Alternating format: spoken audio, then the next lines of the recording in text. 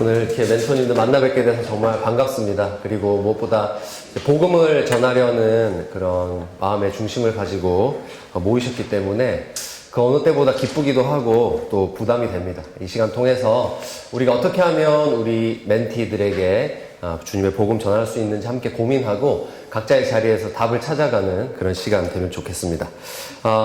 우리 최상규 장로님으로부터 이제 제가 이 사역 맡으면서 장로님으로부터 이 시간이 있다는 말씀을 전해 들었어요. 연초부터 전해 들었는데 3시간 강의를 말씀하시더라고요. 그래서 이 3시간 강의는 제가 해본 적이 없는데 여러분들께도 힘든 시간이 될지도 모르겠어요. 그래서 앞에 있는 간식 맛있게 드시면서 힘을 보충하면서 한번 가보도록 하겠습니다. 여러분, 제가 전해 듣기로는 여러분들께서 멘티들에게 복음을 전해주고 싶은데 어떻게 전해야 할지를 잘 몰라서 어려워하신다고 들었습니다. 맞습니까? 네. 예, 좀 답답해 하신다는 이야기를 제가 전해 들었습니다. 그런데 제가 먼저 정직하게 말씀을 드리자면 이 3시간 강의가 끝난 후에 여러분이 나가셔서 멘티를 만났을 때 복음을 전할 수 있도록 그렇게 변화되는 시간은 아닙니다. 제가 그렇게 만들어 드릴 수는 없어요. 그럼 이 시간이 왜 필요하냐? 저는 이렇게 생각했어요. 저는 여러분 안에 있는 여러분의 언어로 전할 수 있는 복음을 좀 이끌어낼 수 있도록 도와드리려고 해요. 분명히 여러분 전하실 수 있는데 헷갈리셔서 그런 거거든요. 정리가 안 되셔서. 그래서 여러분 안에 있는 복음을 전하실 수 있도록 그걸 돕도록 하겠습니다. 여러분 안에 있는 복음을 어떻게 전하나 했을 때 저는 이런 것과 비슷하다고 생각해요. 옆집에 좋은 언니 있으면 그 언니 다른 사람에게 소개하는 거 쉽잖아요. 이런 언니 있어. 그리고 여러분 맛집을 발견하시면 이게 왜 가야 되는지, 이 집에 왜 가야 되는지 소개하시는 거 쉽잖아요. 복음이 그렇게 전해질 수 있도록 도와드리겠습니다. 여러분, 우리가 복음을 그렇게 전할 수 있는 이유는 삶에서 경험된 무언가이기 때문에 쉽게 전할 수 있는 것 같아요. 옆집 언니, 맛집과 같은 복음. 그것은 내가 경험했기 때문에 쉽게 전할 수 있다고 생각하거든요. 그래서 먼저 이 복음을 전하는 데 앞서서 우리가 우리의 상황을 돌아보고자 합니다. 여러분이 관계 맺고 계신 멘티, 제가 아는 선한 울타리의 사역의 대상은 이런 분들이라고 합니다. 네, 잘 안 보이시죠? 이게 홈페이지에서 가져온 건데 제가 읽어드릴게요. 우리의 지원 대상이 누구냐? 자립준비 청년, 그리고 중도 퇴소, 가출 청년, 보호 연장 아동, 청소년 쉼터, 탈북 2세대, 소년원, 청소년 등 이렇게 돼 있어요. 그러니까 이 거의 모든 대상이 선한 울타리의 사역의 대상이다, 이렇게 할 수 있어요. 왜 이 말씀을 드리느냐? 우리가 지금 복음을 전하려는 대상은 길에서 만난 누군가가 아니라는 뜻입니다. 우리가 복음을 마음속에 간직하고 있다가 길에서 이분에게 복음 전하고 싶은데 선뜻 다가가서 복음을 전하는 대상이 아니라는 것입니다. 그러므로 선한 울타리의 존재 이유인 이 자립준비 청년이 누구인가? 그리고 그들의 선한 울타리가 되고자 하는 나는 누구인가? 이 둘의 관계를 먼저 성경적인 관점을 통해서 살펴본 후에 어떻게 그들에게 복음을 전할 수 있는지 나누고자 합니다. 근데 제가 아직 선한 울타리에 대한 경험과 이해가 많이 부족해요. 그래서 최대한 우리 멘토님들의 입장을 생각해서 또 멘티님들의 입장을 생각해서 이렇게 하면 좋겠다라고 성경적인 관점에서 제안을 드리는 것이기 때문에 여러분 이것이 여러분의 공감이 되시면 아마 스스로 복음을 전할 타이밍과 방법은 가려내실 수 있을 것 같아요. 자, 그러면 첫 번째부터 살펴보겠습니다. 구약에 나타난 선한 울타리가 무엇인가? 그것은 이스라엘입니다. 이스라엘이 구약에 나타난 선한 울타리입니다. 구약의 선한 울타리, 그들은 오늘날 우리의 사역 대상인 자립준비 청년, 그 자립준비 청년을 분명히 섬겼던 공동체입니다. 지금의 자립준비 청년이 그때에도 존재했기 때문이죠. 하나님께서 이스라엘에게 특별히 섬기라, 기억하라 라고 말씀하신 대상은 세 부류가 있습니다. 고아와 과부, 그리고 나그네입니다. 이 사회적 약자를 묶어서 통칭한 것입니다. 고아와 과부, 나그네. 그런데 먼저 우리의 멘티가 누구인가 생각해 보았을 때 고아이지, 고아. 이 히브리어 원어상 고아는요, 무방비 상태로 간주된 존재를 말합니다. 특별히 아버지가 없는 존재를 고아라고 했습니다. 고아. 그러니까 무엇을 중점에 두고 고아라는 그 정체성을 바라보는지 아시겠죠? 보호, 아버지가 줄 수 있는 보호와 경제력, 부양할 수 있는 능력, 이것이 상실된 존재를 고아라고 했습니다. 그런 의미에서 과부도 비슷하겠죠. 그렇게 보호와 경제력을 제공해 줄 수 있는 울타리, 그 남편을 잃어버렸기 때문에 사회적인 약자가 됩니다. 그리고 나그네도 여기에 포함이 됩니다. 나그네. 나그네는 쉽게 말해서 외국인이거든요. 외국인. 외국인은 이스라엘에 기업이 없는 사람입니다. 이스라엘에서 무슨 일을 당해도 그를 위해 나서줄 수 있는 사람이 아무도 없는 홀로 된 존재. 그런 사람이 나그네입니다. 그러니 고아, 과부, 나그네의 공통점이 무엇일까요, 여러분? 이 셋의 공통점은 비빌 언덕이 없다는 거예요. 비빌 언덕이 없는 대상은 모두가 선한 울타리의 도움이 필요한 존재이죠. 그래서 하나님께서 이들을 특별히 섬기라 말씀하셨는데 우리 하나님 말씀 두 구절만 보겠습니다. 함께 읽어보겠습니다. 시작. 고아와 과부를 위하여 정의를 행하시며 나그네를 사랑하여 그에게 떡과 옷을 주시나니 너희는 나그네를 사랑하라. 전에 너희도 애굽 땅에서 나그네 되었습니다. 우리 하나님께서 이 성경의 표제를 보시면 여호와께서 요구하시는 것이라고 되어 있어요. 여호와께서 자기 백성 이스라엘에게 요구하시는 것. 그것이 이 말씀입니다. 그리고 신명기 27장에 보시면 하나님께서 복과 저주를 선포하게 하시는데요. 저주받는 경우가 있다고 해요. 우리 이 말씀도 한번 읽어보겠습니다. 시작. 객이나 고아나 과부의 송사를 억울하게 하는 자는 저주를 받을 것이라 할 것이요 모든 백성은 아멘 할 것이라. 아멘. 여기에 비록 나그네가 나그네가 나왔죠. 객. 여기서 객이 나그네입니다. 객. 그러니까 이 세 부류는 항상 함께 묶이는 사회적인 약자입니다. 이 고아에 대한, 사회적 약자에 대한 국가 차원의 복지가 거의 전무했던 것이 고대 사회이죠. 이때 그들이 기댈 수 있던 것이 무엇이냐? 바로 그 땅을 살아가는 공동체의 긍휼밖에 없었습니다. 그런데 오늘날 자립준비 청년들은 성경에서 규정하는 고아라고 보기에는 조금은 이제 다른 존재인 것 같아요. 왜냐하면 지금 대한민국 사회에서 그들을 경제적으로 뒷받침하고 또 그들에게 주거를 제공하고 양육해주는 그런 기관들이 있기 때문입니다. 그러니까 구약의 개념에서 고아라고 할 때 핵심적인 개념들이 어느 정도 채워주고 있습니다. 그런데 부모님의 빈자리를 다 채울 수는 없겠죠.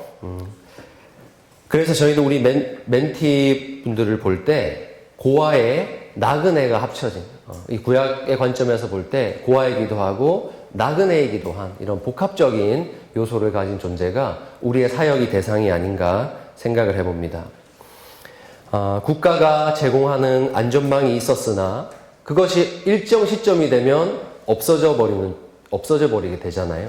자립준비 청년으로 나오게 됐을 때는 자신의 두 발로 세상에 서야 됩니다. 그렇게 되면 다시 그는 뭔가 세상에 비빌 언덕이 사라지게 되어버리는 것이죠. 우리가 혈연관계로 맺고 있는 이 가족은 사회를 나가든 안 나가든 없어지지 않는 우리의 비빌 언덕이잖아요. 그런데 우리의 멘티들에게는 그것이 없어질 수 있다는 불안감이 존재하는 것 같아요.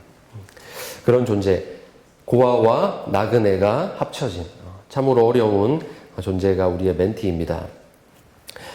우리에게는 요즘 유명한 그 드라마 있잖아요. 폭삭 속았수다 보면 아빠가 해주시는 말씀이 있잖아요. 그 딸에게 빠꾸하라고. 언제든지 너가 힘들고 무서우면 빠꾸해.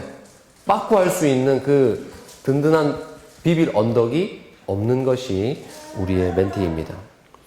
그렇다면 그런 멘티와 우리 멘토님들이 맺는 결연 관계는 무엇인가? 고아로 국가의 품에서 자란 청년이 나그네로서 울타리 안으로, 우리 선한 울타리라는 공동체 안으로 들어오는 것입니다. 뿌리 내린 곳이 없는 청년이 선한 울타리로 들어올 때는 마치 이스라엘 공동체 안으로 들어오는 외국인과 같은 신분으로 우리와 만나게 되는 것입니다. 그래서 신명기 26장 1절에서 12절에 근거한 멘토와 멘티의 정체성에 대해서 한번 살펴보려고 합니다.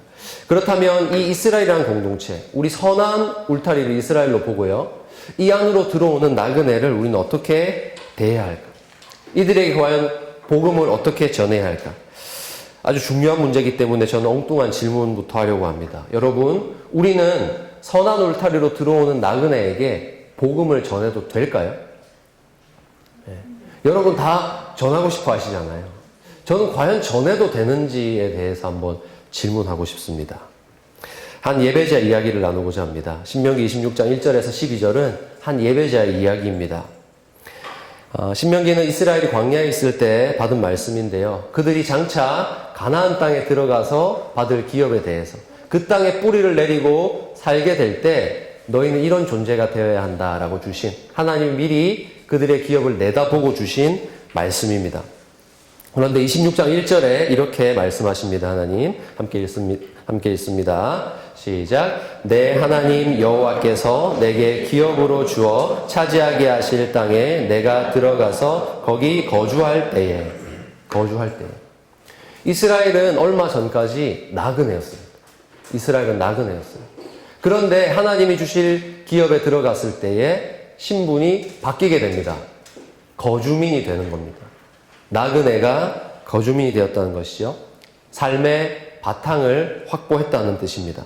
거주민이 되었다는 것은요, 이제 무언가를 자연스럽게 기대할 수 있는 존재로 변화되었다는 겁니다. 이제 씨를 뿌리면 가을에 열매가 나겠지. 열심히 일하면 내가 이 터를 굳건히 세우고 나의 가정을 세울 수 있겠지라는 것을 자연스럽게 기대할 수 있는 존재가 거주민입니다. 나그네는 이런 기대가 없는 존재거든요. 나그네는 이런 삶을 상상할 수가 없습니다. 비빌 언덕이 있기 때문에 열심히 노력하면 무엇이든지 이룰 수 있는 세계, 그 세계가 거주민의 세계입니다. 그러니 멘토와 멘티의 만남은 완전히 다른 세계의 만남이라고 할 수 있습니다. 하나님은 그때 그 거주민이 된 이스라엘을 불러내십니다. 네가 열심히 일한 결과를 갖고서 하나님 앞으로 오라라고 불러내십니다. 그러면 이 예배자는 열심히 일한 그 수확물을 가지고 여호와 앞에 나아가서 무언가를 고백해야 됩니다. 뭘 고백할까요? 하나님, 이거 모든 거 하나님께서 은혜로 주셨습니다. 이거 고백할까요? 그럴 것 같은데 조금 달라요. 고백의 내용이 조금 다릅니다. 3절 말씀 우리 한번 보겠습니다. 시작. 그때에 제사장에게 나아가 그에게 이르기를 내가 오늘 당신의 하나님 여호와께 아뢰나이다. 내가 여호와께서 우리에게 주시겠다고 우리 조상들에게 맹세하신 땅에 이르렀나이다. 전입식목을 하는 거예요. 하나님, 저는 원래 나그네였습니다. 그들의 과거를 먼저 기억하고, 하나님, 그 하나님께서 은혜를 주셨기 때문에 저는 마침내 이 땅에 이르러서 거주민이 되었습니다. 신고하는 거예요. 토대를 주신 것에 대한 감사의 고백입니다. 나의 꿈을 마음껏 펼치고 때로는 실패한다 할지라도, 거기 엎어진다 할지라도 딛고 일어설 수 있는 토대가 만들어진 존재. 그래서 그 토대를 하나님이 주셨기 때문에 오늘 나에게 열매가 있습니다라는 것을 고백하는 겁니다. 그러니 거주민과 나그네의 결정적인 차이는 무엇인가? 무언가 열심히 해볼 수 있었던 토대, 그것이 있다는 겁니다. 값으로 매길 수 없는 부모라는 언덕, 그 사랑이 가득한 부모라는 언덕, 거기서 사랑을 공급받으면서 내가 무언가를 도전해볼 수 있는 그 토대가 있느냐 없느냐의 차이가 거주민과 나그네의 차이입니다. 여러분, 바로 이 결정적인 차이를 만드는 데 있어서 멘토는 멘티와 전혀 다를 게 없는 존재예요. 우리는 단 하나가 달라요. 하나님께서 비빌 언덕이라는 그것을 은혜로 주셨다는 것 외에는 어떤 행위적인 것에서도, 능력 면에서도 전혀 차이가 없는 존재가 멘토와 멘티의 관계입니다. 그래서 나와 멘티 사이를 결정하는 이 결정적인 차이, 정체성의 차이는 사실 어떤 기준으로도 설명할 수 없는 하나님의 은혜입니다. 그러니 구약의 나그네에게 이제 은혜를 베푸는 존재로서의 거주민, 그 거주민으로서 멘티를 품어내야 하는 이 선한 울타리의 입술에서는 하나님, 제가 멘티를 섬길 수 있는 것은 그들이 가지지 못한 삶의 토양을 가진 존재로 살 수 있었던 하나님의 은혜 덕분입니다. 이거밖에는 우리 입술에서 나갈 수 있는 것이 없는 것 같아요.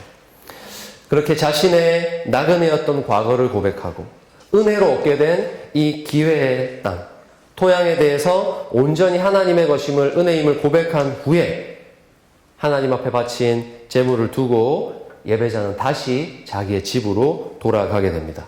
그런데 이게 끝이 아닙니다. 여기부터가 중요합니다. 11절 말씀 우리 함께 보겠습니다. 시작. 내 하나님 여호와께서 너와 내 집에 주신 모든 복으로 말미암아 너는 레위인과 너희 가운데 거류하는 객과 함께 즐거워할지니라. 아멘.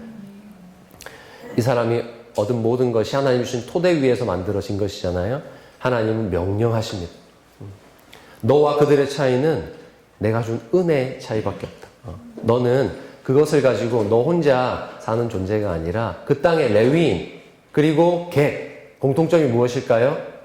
그 토대가 없는 거거든요. 기업이 없는 것이거든요. 그들과 함께 기뻐하는 일을 해야 된다라고 말씀하세요. 저는 그것이 우리 선한 울타리의 사역 방향이라고 믿습니다. 멘티와 함께 기뻐하는 것.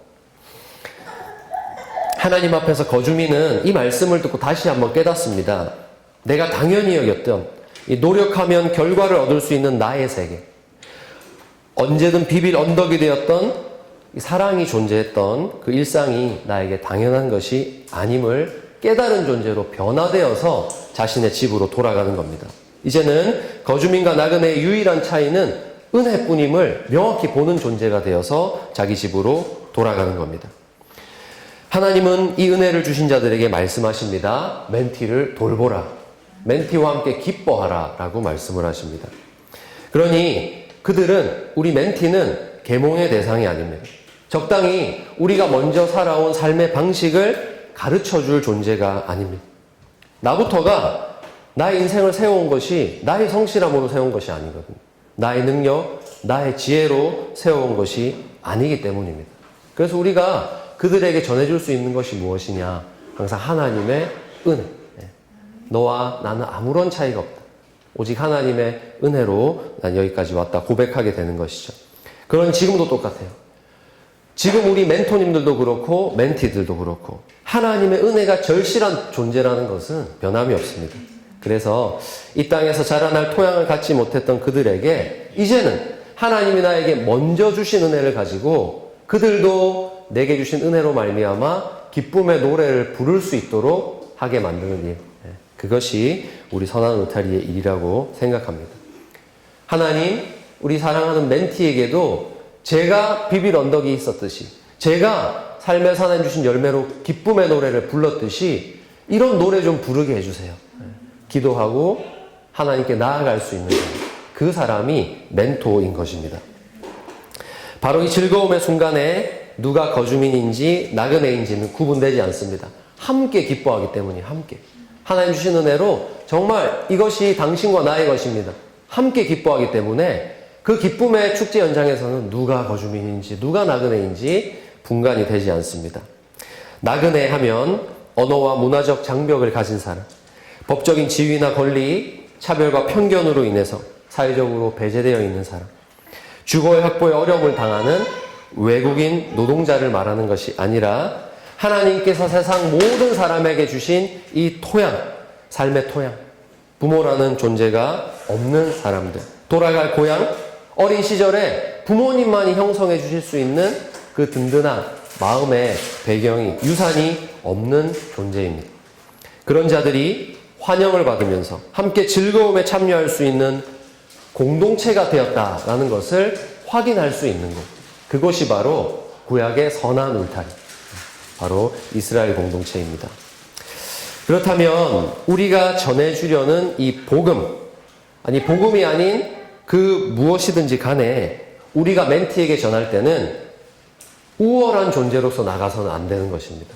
너와 나의 어떤 삶의 차이가 있고 내가 너보다 좀 더 성실한 삶을 살았고 성공했고 우월한 존재이기 때문에 너의 삶을 가르쳐 줄게. 이런 방향으로 멘토링이 되어서는 안 되겠지요. 선한 울타리는 거주민에게 찾아오는 나그네들에게 하나님께서 내게 주신 것을 내어주어서 그들과 함께 가지고 함께 누릴 수 있는 기쁨을 제공해야 합니다. 그렇기 때문에 저는 복음보다 앞서는 것이 우리에게 있다고 생각해요. 우리 선한 울타리에서 너무너무 복음 전하고 싶은데 복음보다 앞서는 것이 우리에게는 있다고 믿습니다.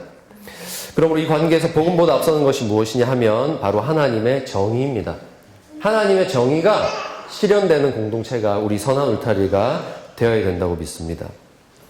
구약적인 배경에서 결연이란 한 번 더 말씀드리겠습니다. 나그네가 나의 가정, 나의 공동체의 영역으로 문을 두드리고 들어오는 겁니다.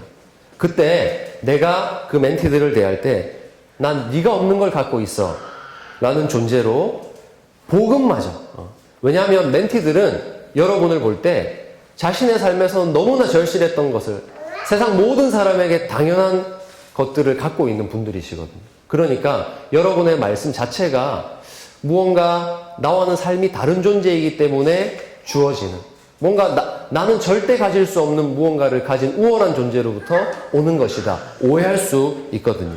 그렇기 때문에 저는 복음이 그런 오해를 불러일으키지 않았으면 좋겠어요. 너와 나의 삶의 차이. 나는 복음마저도 그렇게 전해져서는 안 된다고 생각해요. 우리 선한 울타리에서는 복음보다 그저 먼저 누구든지 멘티가 들어오면 자동으로 작동하는 정의가 먼저 있었으면 좋겠어요. 누구든지 간에 문을 두드리고 우리 울타리로 들어오는 사람에게 자동으로 작동하는 정의, 하나님의 정의가 먼저 경험되어야 된다라고 믿습니다. 그것은 바로 우리 멘토님들의 삶을 나누어주는 섬김입니다. 복음은 선한 울타리가 실현하는 정의의 조건처럼 비춰서는 안 됩니다. 멘토라는 존재가 필요해서 문을 두드린 멘티에게 복음을 들어야 돼. 예수님 믿어야 돼. 사실 난 너에게 이걸 정말 더 알려주고 싶어. 이 선한 울타리보다 난 너에게 복음을 좀 더 알려주고 싶어. 이것만 있으면 너의 삶은 완전히 변할 거야. 여러분 이렇게 복음이 나가는 것은요. 정말 멘토가 필요해서 비빌 언덕이 필요해서 문을 두드린 사람에게 복음이 조건이 되는 것이라고 생각해요. 그러니 복음을 조건으로 만드는 은은한 강요가 되지 않도록 우리는 복음을 과연 전해야 하는가 질문해봐야 된다고 생각합니다. 거주민의 땅 이스라엘에서 정의, 하나님의 정의는 무조건적으로 시행되어야 됩니다. 무조건적인 겁니다. 이 말은 하나님은 나그네에게 누구든지 이스라엘 공동체를 찾아온 나그네에게 복음을 믿는 것이 전제된 환대를 베푸신 적이 없기 때문이에요. 구약의 이스라엘 공동체를 잘 보세요. 그들에게 많은 나그네들이 찾아오거든요. 주변에 하나님을 믿지 않는 나그네들이 찾아와요. 그때 하나님을 믿을래 안 믿을래로 그들을 환대하지 않아요. 환대의 기준을 가르지 않아요. 누구든지 나그네가 찾아오면 환대했던 공동체가 이스라엘입니다. 하나님의 정의를 먼저 실현하는 것이죠. 그러므로 하나님이 거주지를 주시며 그 열매를 그 땅에 찾아오는 나그네와 누리라. 이것이 내가 너에게 명령하는 바다. 이것이 나의 정의다. 라고 하셨기 때문에 이 울타리에서는 설령 복음은 없을지라도 정의의 실현만큼은 있어야 되는 것이에요. 복음을 전할 기회가 없을지도 모르겠어요.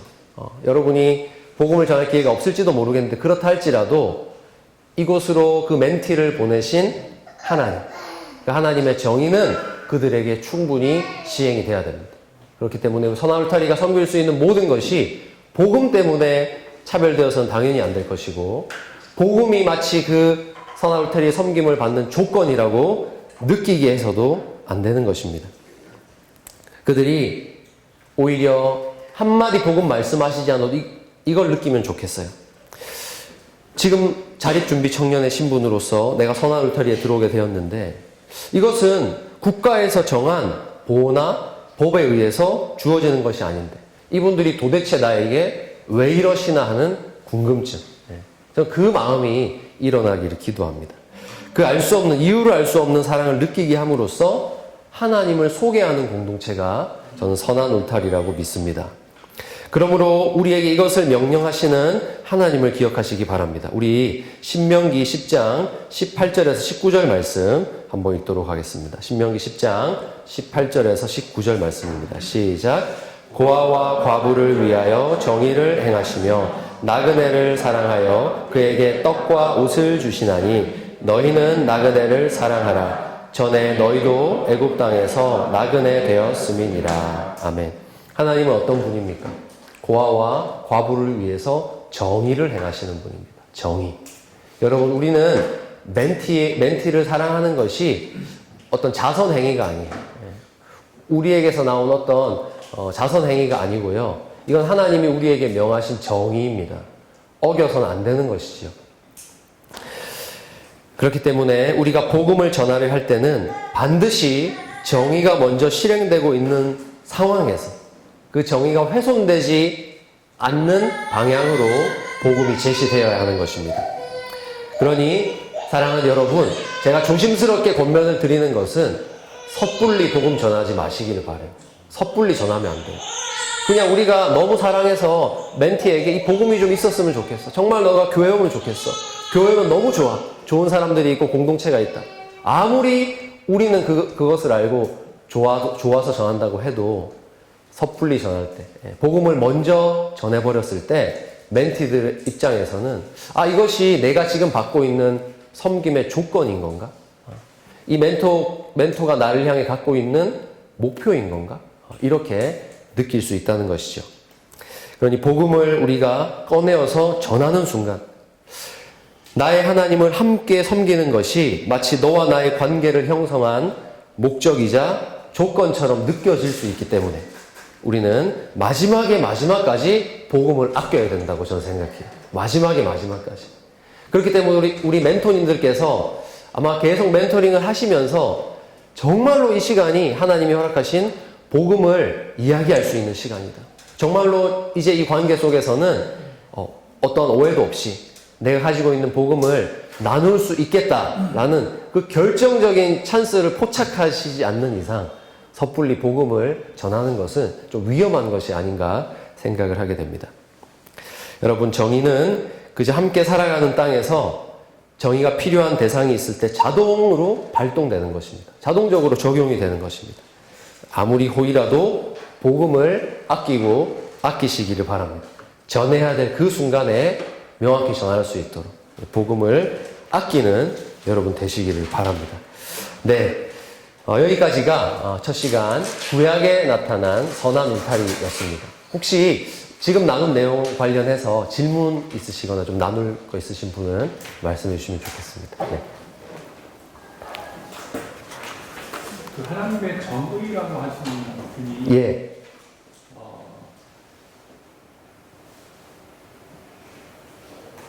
먼저 이 일은 하나님이 원하시는 일이다라는 우리 스스로의 이해가 먼저 있어야 된다라는 걸 의미하는 하나님. 그렇죠. 거주민에게 하나님이 부여하신 정의. 이 정의는 이 미슈파트라는 것인데 아시겠지만 이것은 어떤 법률적인 정의를 먼저 말하는 것이거든요. 정의와 공의가 있지 않습니까? 정의는 하나님께서 법적으로 요구하시는 거예요. 명문화되어서 법적으로 요구하시는 거. 고아와 과부와 나그네를 사랑하라. 이것은 하나님께서 나그네였던 자들을 거주민이 되게 하시면서 부여하신 하나님의 요구 조건입니다. 우리를 사랑하신 조건이 아니고 거주민들에게 또 나그네를 사랑하고 섬기기 위해서 주신 명령이거든요. 그러니까 이것은 우리가 분명하게 인식하고 가지고 있어야 될 사명이라고도 할 수 있겠습니다. 네. 그런데 이제 체데크는 공의라는 것인데 이것은 법제화된 것이라기보다는 하나님께서 우리에게 주신 양심에서 발동한 어떤 도덕적인 것들이 되겠습니다. 네. 그래서 먼저 이 본문에서는 정의가 굉장히 강조가 되고 있잖아요. 그렇기 때문에 이걸 그냥 내 마음에 들어오면 하고 이 마음 하나님이 안 주시면 안 하는 선택적으로 우리에게 주어진 것이 아니라 우리에게 멘티로 다가온 자들에게는 반드시 정의가 실현이 돼야 된다는 것. 그것이 하나님의 요구다. 이런 측면입니다. 제가 잘 설명을 했는지 모르겠습니다.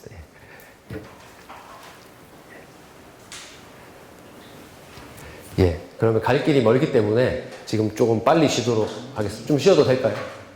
예. 그럼 잠시 쉬도록 하겠습니다. 예.